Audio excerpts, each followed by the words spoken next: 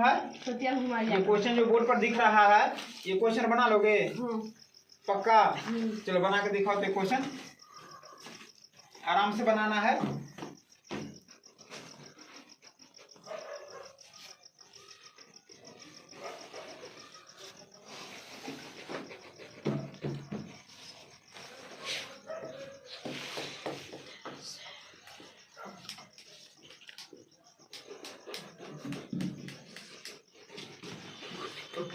बराबर आकर के लिखो और हटा हटा के आगे जगह है ना, कितना कितना आ गया?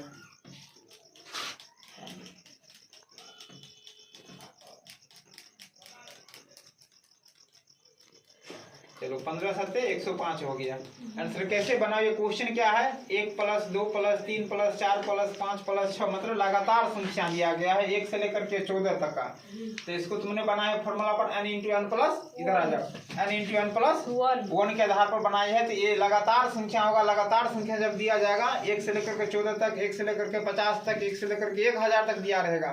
तो जितना संख्या रहेगा वो हो जाएगा n का मान, और उसमें 1 जोड़ करके बटा में 2 कर दोगे तो उसका हो जाएगा आंसर। बिल्कुल सही बनाए हो। दूसरा क्वेश्चन है चला तुम्हारा कि 1 + 3 + 5 + 7 + 9 + 11 ऐसे करके संख्या बढ़ रहा है। ये बताओ कौन सा संख्या है? चलो तो ये लगातार विषम संख्या है। जब लगातार विषम संख्या का क्या बोल रहा है निकालने के लिए? योगफल। तो निकाल लोगे? निकाल के दिखाओ तो कितना होगा इसका। जरा बराबर लिखो, अब बीच सेंटर में बना, बीच से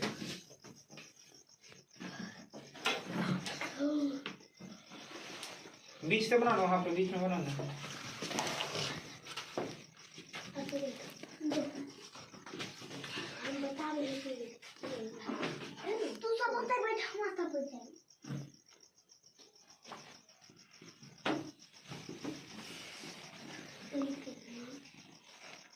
रूट कैसे बनाया बता सकते हो? हाँ। बताओ तो कैसे बनाए हो?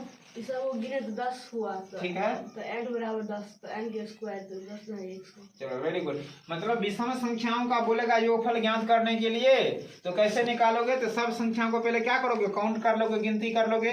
तो हमने गिनती किया, तो गिनती करने के बाद कितना आया? 10। तो n का मान हो गया 10। तो इसका फॉर्मूला होता है n², मतलब 10 का स्क्वायर कर देंगे तो 10 × 10 कितना हो जाएगा? 100। बहुत बढ़िया। चलो तीसरा क्वेश्चन है तुम्हारा कि 2 + 4 + 6 + 8 + 10 12 ऐसे करके कौन सा संख्या दिख रहा है? सम संख्या। तो ये 2 से लेकर के और 22 तक का सम संख्या दिया गया है, ठीक है ना। और ज्यादा भी दे सकता है लेकिन लगातार होना चाहिए। लगातार संख्याओं का बोलेगा, लगातार सम संख्याओं का योगफल ज्ञात करने के लिए तो कैसे बनाएंगे? क्या ऑपरेट होना चाहिए? बनाओ तो दिखाओ तो कैसे बनाते हो इसको।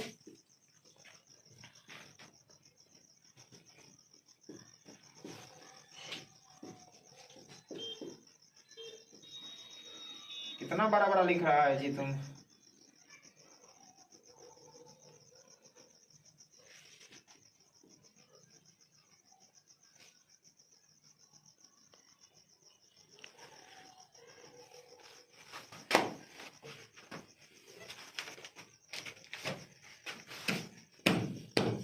देखिए ये भी बना लिया, क्या बात है। तीनों का तीनों क्वेश्चन तुम सही बना लिया जी।